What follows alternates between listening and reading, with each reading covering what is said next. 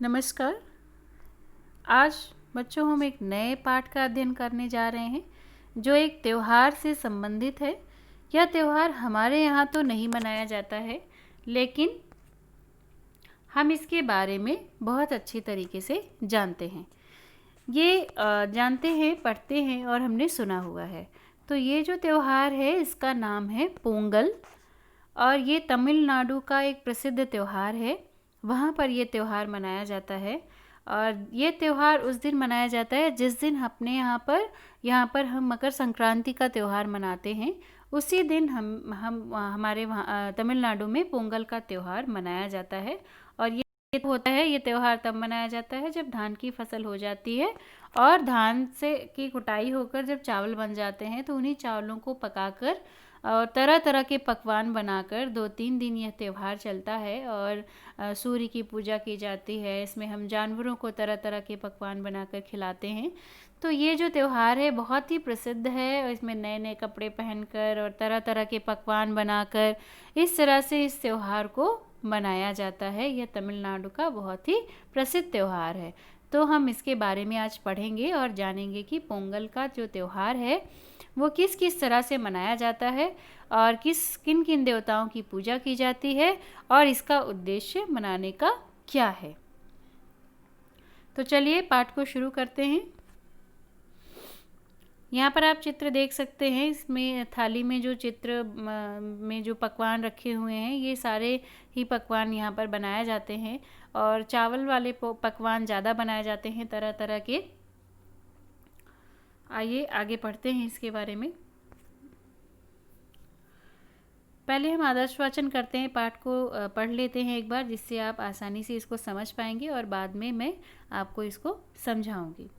पोंगल मुख्यतः तमिलनाडु का त्यौहार है, परंतु इसे पूरे भारत में हर्ष और उल्लास के साथ मनाया जाता है। उत्तर भारत में मकर संक्रांति और दक्षिण भारत में पोंगल एक ही दिन मनाए जाते हैं। पोंगल का त्यौहार 4 दिन तक मनाया जाता है। यह त्यौहार मुख्यतः नई फसल से संबंधित है। दक्षिण भारत में जनवरी माह में धान की फसल की कटाई की जाती है। धान को कूटकर नया चावल घर में लाया जाता है। इस चावल को पकाकर तथा सूर्य को इसका भोग लगाकर प्रसाद के रूप में बांटा जाता है। पोंगल के पहले दिन घरों की साफ सफाई की जाती है। घर आंगन विशेष रूप से सजाए जाते हैं और गीत संगीत का आयोजन किया जाता है। इसे भोगी पोंगल भी कहते हैं। इस दिन इंद्र देवता की पूजा की जाती है।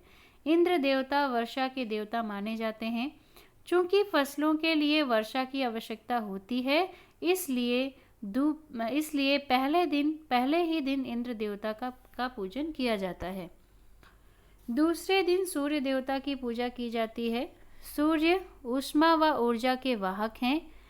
इनके बिना फसलों का उगना असंभव है, इसलिए सूर्य देवता को प्रसन्न रखने और धन्यवाद देने के लिए दूध, घी, गुड़ और चावलों का व्यंजन बनाकर भोग लगाया जाता है।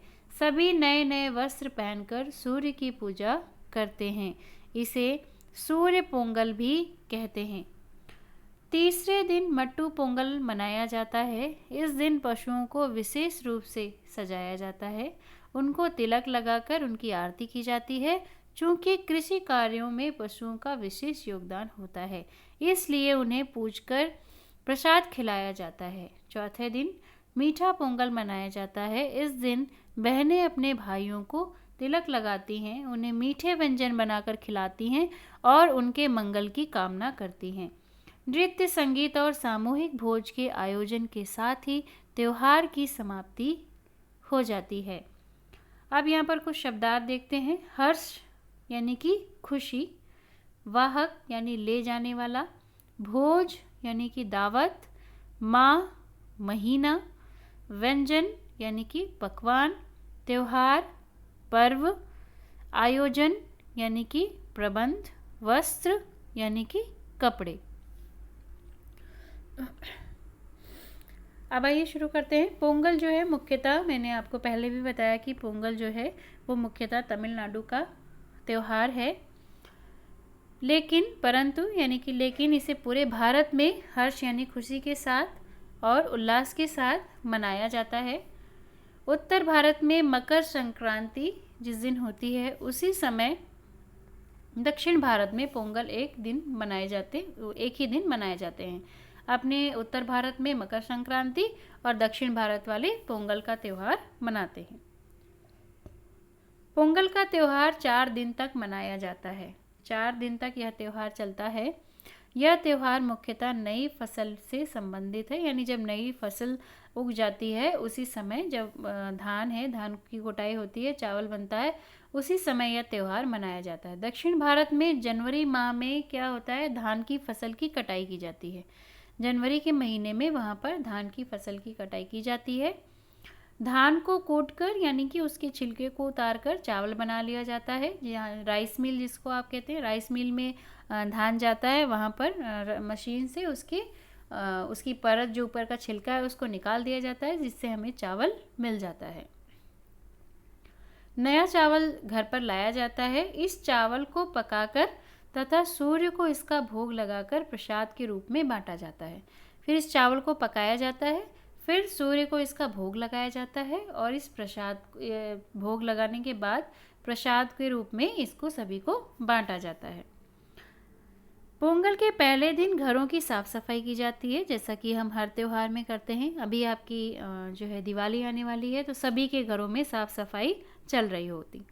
जब आपका वैसे तो साफ़ सफाई हमेशा ही होती है घरों में, लेकिन आंतरिक रूप से साफ़ सफाई, यानी बहुत अच्छे से जो सामान छोटे हो गए हैं, कपड़े या फिर पुराने हो गए हैं, उनको हम बाहर निकाल देते हैं और घर में जो वैसी चीज़ें हैं जिसका हम यूज़ नहीं करते, जिसका कोई प्रयोग नहीं करते, उसको किसी को दे देते हैं। तो कोशिश करना चाहिए कि जब आप घर में साफ़ सफाई करें तो जो भी आपके उपयोग की चीज़ें नहीं हैं, जो आप उपयोग में नहीं लाते हैं और वो ठीक ठाक हालत में है, उसको आप किसी ज़रूरतमंद को दे दीजिए, है ना। तो पोंगल के पहले दिन घरों की साफ़ सफाई की जाती है, जैसे हम करते हैं, है ना। जब आपका व्रत, तीज, त्योहार कुछ भी आता है तो आप घरों की सबसे पहले साफ़ सफाई करते हैं। घर आंगन विशेष रूप से सजाए जाते हैं, सजावट करते हैं घरों की, और घर आंगन कमरे, है ना, बाहर साफ़ सफाई करते हैं और उसकी सजावट करते हैं। और गीत संगीत का आयोजन किया जाता है। उसके साथ ही गीत संगीत का भी आयोजन किया जाता है। इसे भोगी पोंगल भी कहते हैं। और इस जो पहले दिन जो मनाया जाता है इसको आप कहते हैं भोगी पोंगल, है ना। इस दिन इंद्र देवता की पूजा की जाती है। और इस दिन किस देवता की पूजा होगी? सभी दिन अलग अलग देवताओं की पूजा होती है। तो इस दिन आपके इंद्र देवता की पूजा की जाती है। इंद्र देवता वर्षा के देवता माने जाते हैं। और इंद्र देवता जो हैं, क्योंकि वो वर्षा करते हैं इसलिए उनको वर्षा के देवता माना जाता है। और फसल के लिए वर्षा होना बहुत अति आवश्यक है, इसलिए सबसे पहले इंद्र देवता की पूजा की जाती है। चूँकि फसलों के लिए वर्षा की आवश्यकता होती है, इसलिए पहले ही दिन इंद्र देवता की पूजन किया जाता है। इसका यही उद्देश्य है। दूसरे दिन सूर्य देवता की पूजा की जाती है, क्योंकि सूर्य जो है वो ऊष्मा व ऊर्जा, यानी कि जो भी प्रकाश हमें मिलता है और जो भी हमें शक्ति प्रदान होती है, वो उसी को लाने वाले हैं। कौन? सूर्य देवता। वही ये चीज़ें हमें प्रदान करते हैं, इसलिए दूसरे दिन हम सूर्य देवता की पूजा पोंगल में करते हैं। इनके बिना फसलों का उगना असंभव है, क्योंकि आप देखते हैं कि जब तक सूर्य की रोशनी नहीं पड़ती है, फूल भी अच्छे से नहीं खिलते हैं और बहुत सारी बीमारियां फैल जाएंगी अगर सूर्य ना निकलें, और फसलें नहीं होंगी, फूल नहीं खिलेंगे, पेड़ पौधे ख़राब हो जाएंगे। तो इसलिए, क्योंकि प्रकाश संश्लेषण की क्रिया आपने पढ़ा होगा, तो उसमें सूर्य ये जो आपके पेड़ पौधे हैं अपना भोजन पकाने के लिए उनकी भी रोशनी उनको चाहिए होती है। तो बिना फसलों का उगना, सूर्य के बिना फसलों का उगना जो है वो बिल्कुल ही असंभव है, इसलिए दूसरे दिन सूर्य की पूजा की जाती है। इसलिए सूर्य देवता को प्रसन्न रखने और धन्यवाद देने के लिए दूध, घी, गुड़ और चावल का व्यंजन बनाकर, यानी तरह तरह के व्यंजन और भोग बनाकर उनको चढ़ाया जाता है, जिसमें दूध, घी, गुड़ और चावल का इस्तेमाल किया जाता है। सभी नए नए वस्त्र पहनकर सूर्य की पूजा करते हैं। सभी लोग नए नए वस्त्र पहनते हैं, नहा धोकर सूर्य देवता की पूजा करते हैं। इसे सूर्य पोंगल भी कहते हैं और इस त्यौहार को हम सूर्य पोंगल के नाम से जानते हैं। ये कब होता है? दूसरे दिन। तीसरे दिन मट्टू पोंगल बनाया जाता है। इस दिन यहाँ पर आप देख सकते हैं पशु की पूजा कर रहे हैं ये तीनों लोग। तो यहाँ पर इसको तीसरे दिन जो है वो मट्टू पोंगल मनाया जाता है। इस दिन पशुओं को विशेष रूप से सजाया जाता है, उनको तिलक लगाकर उनकी आरती की जाती है। चूँकि कृषि कार्यों में पशुओं का विशेष योगदान होता है, इसलिए इन्हें पूजकर प्रसाद खिलाया जाता है। इसीलिए इनकी पूजा की जाती है और इनको प्रसाद खिलाया जाता है। चौथे दिन जो है वो आपका मीठा पोंगल होता है, मीठा पोंगल मनाया जाता है। इस दिन बहन अपने भाइयों को तिलक लगाती है, उन्हें मीठे व्यंजन बनाकर खिलाती है और उनके मंगल की कामना करती है। चौथे दिन जो है उसको मीठा पोंगल बोलते हैं, इस दिन जो है बहनें अपने भाइयों को मीठे पकवान बनाकर खिलाती हैं, उनको तिलक लगाती हैं और उनके मंगल की कामना करती हैं। नृत्य, संगीत और सामूहिक भोज का भी आयोजन किया जाता है। सब अपने रिश्तेदारों और आसपास के लोगों को बुलाकर भोज करते हैं, दावत देते हैं, उनको खिलाते पिलाते हैं, नृत्य गाते हैं, मंगल गीत गाते हैं और नृत्य करते हैं, संगीत जो है गाते हैं, मांगलिक गीत गाए जाते हैं। ठीक है, भोज का आयोजन के साथ ही त्यौहार की समाप्ति हो जाती है और इस तरह से आखिरी जो भोज होता है उसके बाद ही त्यौहार की समाप्ति हो जाती है। तो आज बच्चों हमने पोंगल त्यौहार के बारे में पढ़ा है। आशा करती हूँ आपको यह पाठ बहुत अच्छे से समझ में आ गया होगा। पोंगल हमने देखा कि तमिलनाडु का प्रसिद्ध त्यौहार है और ये 4 दिन यह त्यौहार मनाया जाता है। पहले दिन साफ सफाई होगी, फिर आपका सबसे पहले इंद्र देवता की पूजा की जाती है, फिर आपके सूर्य देवता की पूजा की जाती है, फिर पशुओं की पूजा की जाती है और चौथे दिन जो है बहनें अपने भाइयों के लिए मीठे पकवान बनाती हैं और उसके साथ ही भोज और दावत किए जाते हैं।